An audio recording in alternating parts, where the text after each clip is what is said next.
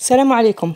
تمكنت المصلحة الولائية للشرطة القضائية لولاية تندوف من توقيف المشتبه فيهم في جريمة السطو على محل لبيع الهواتف النقالة والحواسب الإلكترونية تحت التهديد بالأسلحة البيضاء التي وقعت بالأمس، وكنت درت فيديو عليها والحمد لله في ظرف 24 ساعة بفضل الله وبفضل مواقع التواصل الاجتماعي اللي تداولت هذا الفيديو بزاف.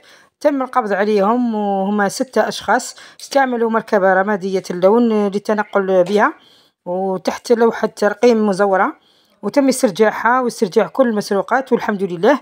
نتمنى ينالوا جزائهم، تحية كبيرة واحترام للشرطة والأمن وكل الرجال اللي واقفين على أمن البلاد والعباد. فعلوا لنا باش نجيب لكم جديد، وأعطونا رأيكم في هذا الفيديو وخلونا تعليقاتكم. مع السلامة، فيديو آخر إن شاء الله.